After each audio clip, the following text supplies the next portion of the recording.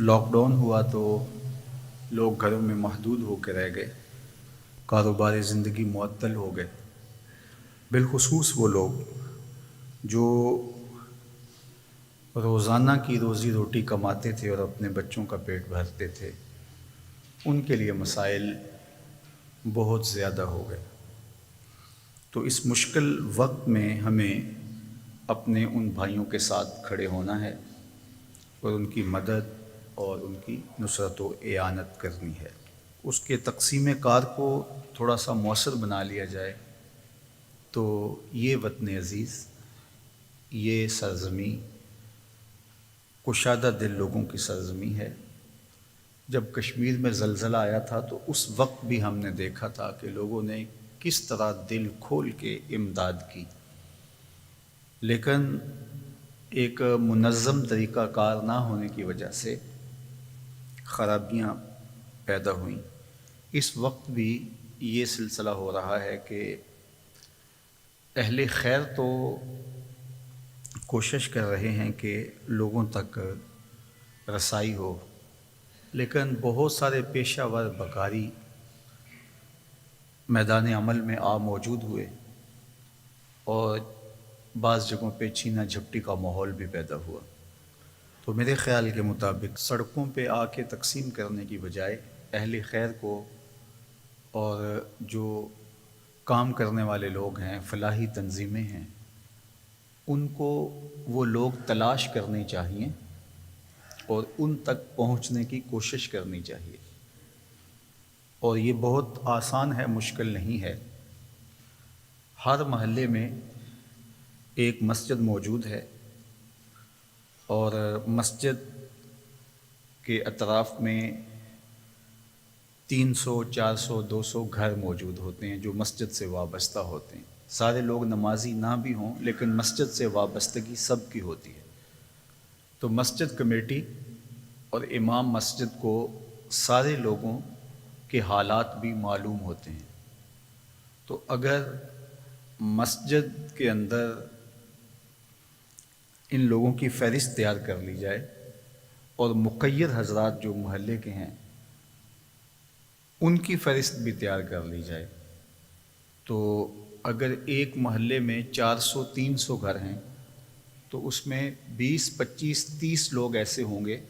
40 50 لوگ ایسے ہوں گے کہ جو بیچارے اپنے گھر کا چولہا گرم نہیں رکھ پائیں گے، تو یہ لوگ ان کی مدد کے لیے کھڑے ہو جائیں۔ تو پورا محلہ مل کر کے، کیا اپنے ہی محلے کے 20 30 40 50 بھلے 100 آدمی ہی کیوں نہ ہوں، ان کی اعانت نہیں کر سکتا؟ تو یہ سب سے زیادہ حق بھی ہمسائے کا ہوتا ہے۔ ہمیں جو ہمسائے کے حقوق کا خیال رکھنے کی تلقین کی گئی ہے، بلکہ حضور نے ارشاد کیا کہ جبریل نے اس قدر مجھے ہمسائے کے حقوق کی تلقین کی کہ مجھے یوں لگا کہ وہ وراثت میں حقدار نہ قرار دے دیا جائے۔ تو اگر اسلام کے اس مزاج کو ہی ہم فالو کر لیں کہ ہم نے اپنے ہمسائے کا خیال رکھنا ہے، اور ہمسایہ شریعت میں 40 گھروں تک ہوتا ہے، تو ایک آدمی اپنے اطراف میں 40 گھروں کو دیکھ لے اور ان 40 گھروں میں 2 گھر 3 گھر 4 گھر اگر ایسے ہیں کہ جو بیچارے اپنی زندگی کا رشتہ قائم رکھنے کے لیے روز روٹی روزی کماتے ہیں اور روز کھاتے ہیں، تو 40 گھروں میں اگر 5 7 10 گھر بھی ایسے ہوں تو 30 لوگ مل کے ان کی کفالت نہیں کر سکتے۔ اس کے بعد پھر دوسرا مرحلہ مساجد کا آتا ہے، اور وہ 300 گھروں پہ 400 گھروں پر مشتمل ایک محلہ ہوتا ہے جس میں ایک مسجد ہوتی ہے۔ اور وہ مساجد جن میں مخیر حضرات ہی زیادہ ہوتے ہیں، غرباء نہیں ہوتے، جس طرح ہماری سوسائٹیز کے اندر مساجد ہیں، اور ایسے کچھ محلے بھی پائے جاتے ہیں کہ جہاں سارے ہی تقریباً غریب ہوتے ہیں، 2 4 صاحب خیر ہوتے ہیں، تو وہ ان کو پورا نہیں کر پائیں گے۔ تو وہ مساجد کچھ اس طرح 8 10 مساجد کو اپنے ذمے لے لیں اور وہاں سے ان کی کمیٹیوں کے ساتھ رابطہ کر کے وہاں کے غرباء تک پہنچیں، اور اس میں بہت زیادہ اس بات کا خیال رکھنا کہ کبھی بھی عزت نفس کسی کی مجروح نہ ہونے پائے۔ پتہ نہیں یہ جو سیلفیاں ہم سوشل میڈیا پہ دیکھ رہے ہیں امداد دینے کی، یہ ماضی کی ہیں یا ان دنوں کی ہیں، بہرحال یہ جو بھی ہے یہ مناسب نہیں ہے۔ میرے اور آپ کے آقا و مولا نے ارشاد فرمایا کہ 7 لوگ ایسے ہیں قیامت کے دن جب کوئی سایہ نہیں ہوگا، اللہ انہیں اپنے عرش کا ٹھنڈا سایہ عطا کرے گا۔ ان میں سے ایک شخص کا ذکر کرتے ہوئے فرمایا وَرَجُلٌ تَصَدَّقَ بِصَدَقَةٍ فَأَخْفَاهَا حَتَّى لَا تَعْلَمَ شِمَالُهُ مَا تُنْفِقُ يَمِينُهُ، کہ وہ شخص جس نے صدقہ کیا اور اتنے مخفی انداز میں کیا کہ جو دائیں ہاتھ نے خرچ کیا بائیں کو اس کی خبر نہیں ہوئی، تو میرے حضور نے فرمایا کہ جب کوئی سایہ نہیں ہوگا اللہ ان کو قیامت کے دن اپنے عرش کا ٹھنڈا سایہ عطا فرمائے۔ تو اس لیے امداد کسی کو اگر دیں تو اس کی عزت نفس کا بہت زیادہ خیال اور لحاظ رکھیے، ایسا نہ ہو کہ اس کی تصویر یا لوگوں کے سامنے اس کی مدد کر کے آپ اس کو رسوا کر دیں۔ ذرا ایک لمحے کے لیے یہ تصور ضرور کر لیجئے گا کہ حالات کے بدلتے ہوئے کوئی دیر نہیں لگتی، اگر اس کی جگہ ہم ہوتے تو اس عمل سے ہمارا روح سخن کیا ہوتا، ہمارا رویہ کیا ہوتا اور ہمارے احساسات کیا ہوتے۔ تو اس لیے مدد ضرور کیجئے گا،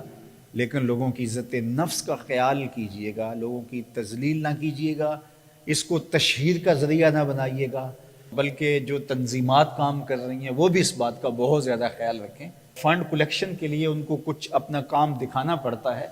تو اگر وہ دکھانا چاہیں بھی تو وہ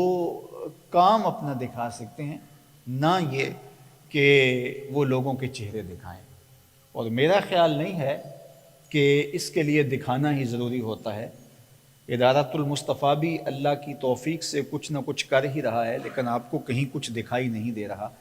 لیکن بہت سارے لوگوں تک ہمارے لوگ پہنچ ہی رہے ہیں۔ تو سب سے بڑی بات یہ ہے کہ معاشرے کے اندر مجموعی طور پہ یہ کلچر فروغ پا جائے کہ ہم نے اپنے ہمسایوں کا خیال رکھنا ہے، اور ہمسائیگی 40 گھروں تک ہوتی ہے، اور مساجد کو مرکز بنا کر کے اطراف پر غور و فکر کر لیا جائے، اور مخیر حضرات جو اپنے ملازمین ہیں ان کے اور جو ان کے رابطے میں لوگ ہیں ان کا خیال رکھیں، تو اس معاشرے کے اندر خوبصورتی آئے گی، اور یہ ہمارے دین کا پیغام ہے۔